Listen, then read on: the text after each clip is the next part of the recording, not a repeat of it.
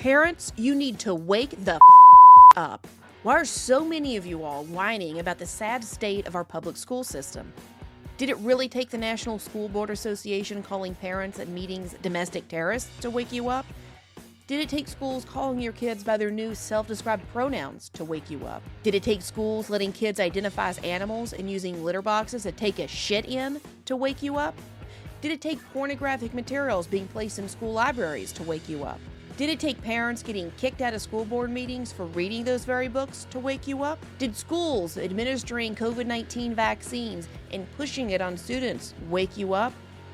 What are you going to do when it's mandated to have the COVID vax? You gonna cave like you always have?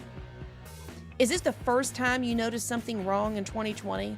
Did it take teachers wanting to not work and just continue doing remote school to make you realize that a lot of teachers are just plain worthless? Did it take you this long to realize that public school is nothing more than daycare? How weak is your parenting that seeing one book will change them? How weak is your parenting that your kids will identify as a different gender? You have them for 18 years. They live with you.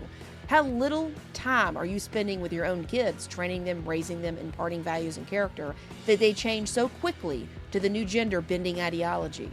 Oh, is that it? You're not spending time with them. You somehow expect to dump your kid in a government education system 8 hours a day and then not do anything with them before or after? You see, public school is inefficient. They've been stupid for a long, long time. But everyone ignored it because school is a free daycare, so you can have your career and buy more junk.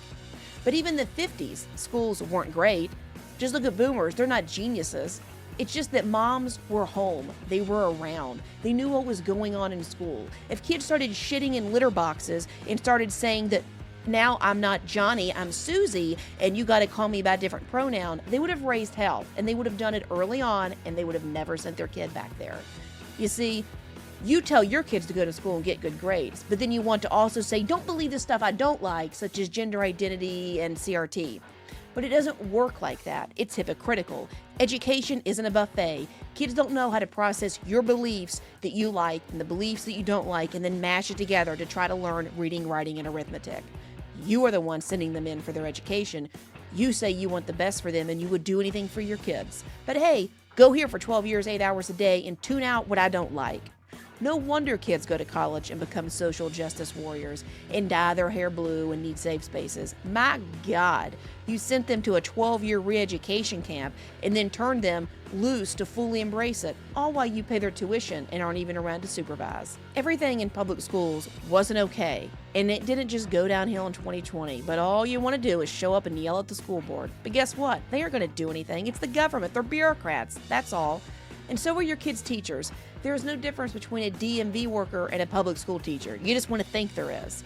You demand the government provide education, but do it according to your beliefs and standards. Screw everyone else. Public school is a common good, meant to serve everyone. And this is what happens when society collapses. Things like schools cater to reprobate behaviors.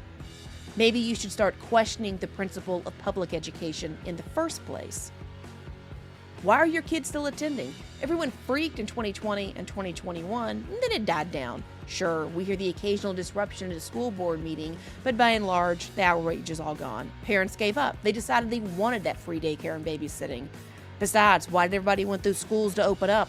Not like they thought they were teaching them anything. All they did was gripe about the content. If you pull them out, you'd have to pay for something else. God forbid you homeschool. So hey, by all means, ship them back into that dumpster fire every day.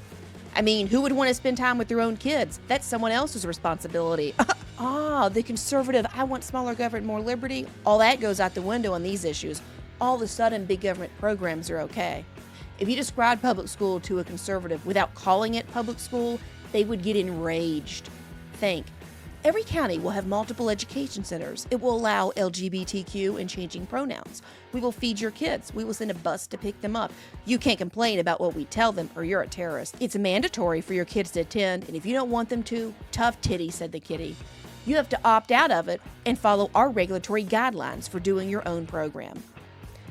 I got news for you. If you weren't happy when the shit hit the fan in 2020, then think about how much you'll freak when you go back and learn about how stupid and poor performing schools have been for decades. Think about what the schools were teaching your kids before you woke up. I mean, it took changing kids' gender identities and litter boxes for parents to get mad.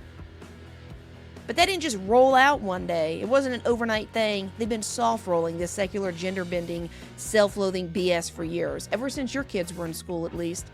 But that's painful to think about, to think you ignored your child's well-being and then left them in schools that were off their rocker for that long. No, it's just easier to blame it that the school went crazy during COVID. But the same people letting their kids shit in litter boxes were the ones teaching your kids just the year before.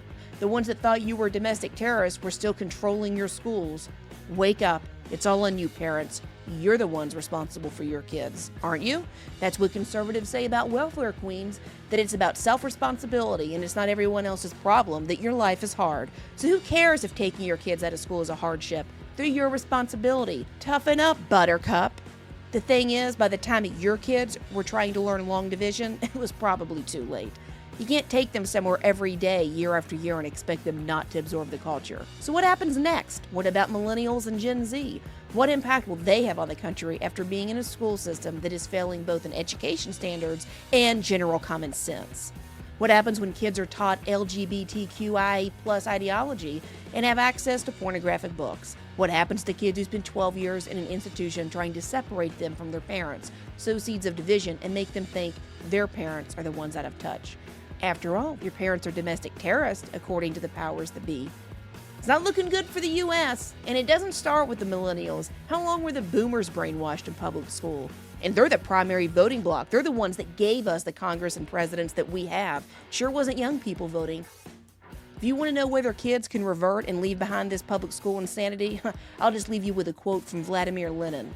Give me 4 years to teach the children, and the seed I've sown will never be uprooted.